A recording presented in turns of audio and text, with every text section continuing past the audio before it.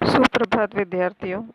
आज हम कवि घनानंद द्वारा रचित पदावली प्रेम पीर वर्णन के पदों की व्याख्या का अध्ययन करेंगे।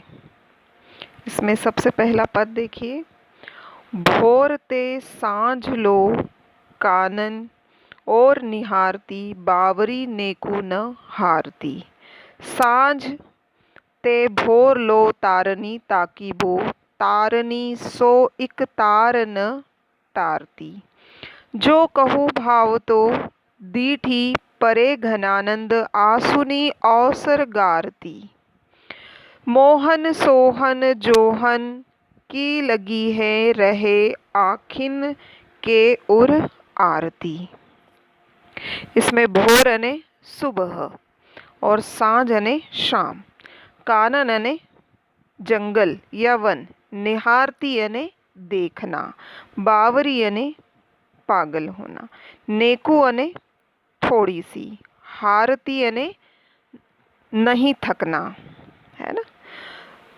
और तारनी अने तारों को, और ताकीबो अने ताकना या देखना, और तारीन अने आँखों की पुतलियाँ, और इकतार अने एक टक, एक जैसे निरंतर देखना, न टारती अने नहीं टालना, नहीं हटाना, भावतो अने जो प्रिय हो, जो मन को अच्छा लगे, दीठी परे अने दिखाई देना, और घन आनंद अने घनानंद अत्यंत प्रसन्नता, अवसर अने अवसर, गारती अने गला देना।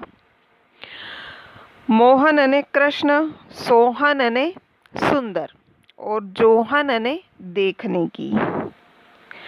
आखिन के उर आरती, उर अने हृदय, और आरती अने इच्छा या लालसा। तो यहाँ पर संदर्भ होगा प्रस्तुत पंक्तियाँ रीति मुक्त काव्य परंपरा के कवि घनानंद द्वारा रचित काव्य प्रेम पीर वर्णन से संकलित है। प्रसंग होगा, इस पद में कवि ने विरहिणी की व्याकुलता का वर्णन किया है। अर्थ होगा, कवि घनानंद कहते हैं कि वह बावली वियोगिनी नायिका या विरहिणी नायिका प्रातः काल से सायंकाल तक अने सुबह से लेकर शाम तक प्रिय कृष्ण की प्रतीक्षा करती हुई वन की ओर देखती है और वह थकती भी नहीं है। और इसी प्रकार शाम से लेकर सुबह तक आकाश में तारों को एकटक अने निरंतर देखती रहती है और एक पल के लिए भी अपनी दृष्टि वहाँ से नहीं हटाती है।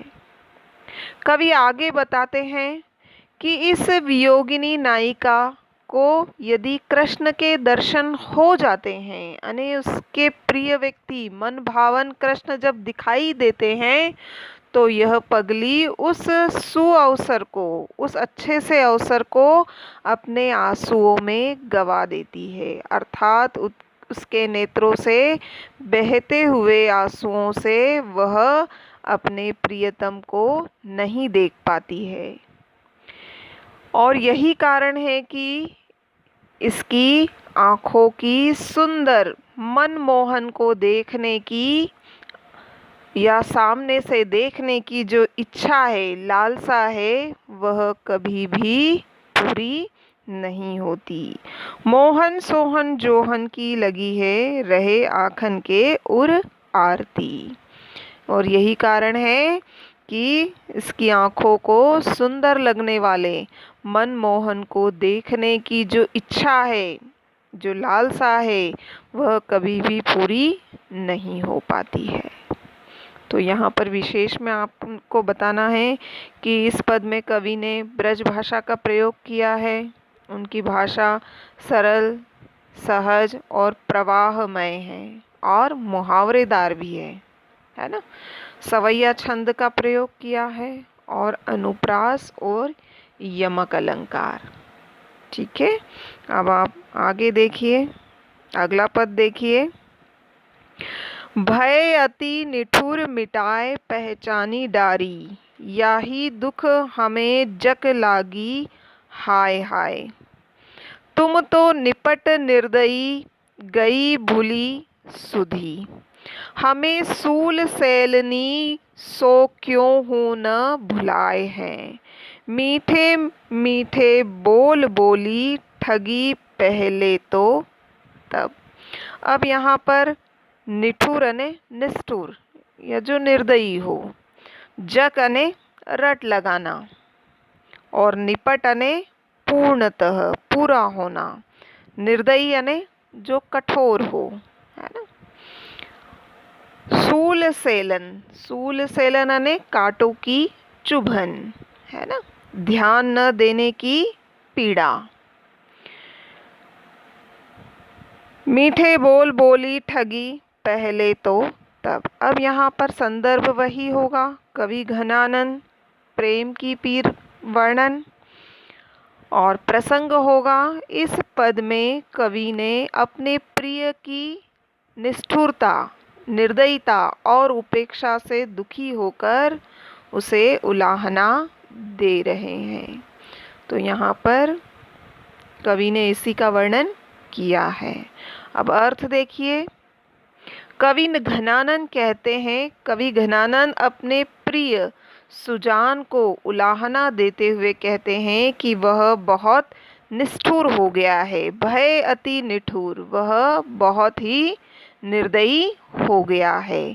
मिटाए पहचानी डारी, उसने तो उसको पहचानना भी भुला दिया है।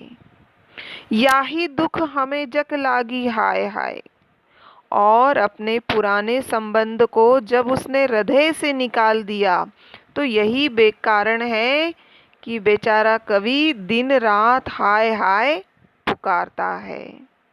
तुम तो निपट निर्दयी, कवि आगे कहते हैं कि तुम तो पूरी तरह से निर्दयता पर उतर आए और हमें भुला दिया। गई भूली सुधी, और हमें पूरी तरह से भुला दिया। हमें सूल सैलनी, लेकिन आपने जो उपेक्षा करके हमें जो कांटों से छेदा है ना, हमारी उपेक्षा करके हमें कांटों की तरह छेदा है। मीठे बोल बोली ठगी पहले तो तब, कवि आगे कहते हैं कि पहले तो हमें बड़ी मधुर और मीठी मीठी बातों से ठग लिया।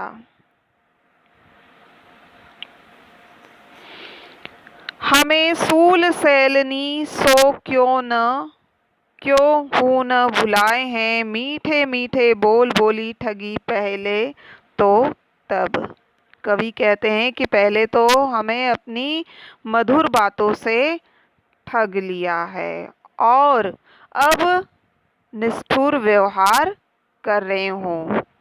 भला ये कैसा अन्याय है, अब जिय जारत, कहो धो कौन अन्याय है। और अपने व्यवहार से अब हमारा हृदय जला रहे हो, यह कैसा अन्याय है। सुनी है कि नाही, तुमने यह प्रकट कहावती जू, अने तुमने यह सुपरिचित कहावत तो सुनी होगी। काहू कल्पाए, अने जो दूसरों को पीड़ा पहुंचाता है, कल्पाता है, वह स्वयं भी सुखी नहीं रह पाता है। सु कैसे कल्पाए, अने वह स्वयं भी सुखी नहीं रह पाता है। तो यहाँ पर विशेष में होगा, जैसे निपट निर्दयी, सूल सैलनी, बोली, जिय जारत, इसमें क्या है, अनुप्रास अलंकार है। और कल्पाए 2 बार आया है, लेकिन दोनों बार उसका अर्थ अलग है, तो यमक अलंकार। और कवित्त छंद है ना। तो और ब्रज भाषा का प्रयोग, भाषा कैसी है, सरल, सहज और प्रवाहमयी। ठीक है, बहुत बहुत धन्यवाद।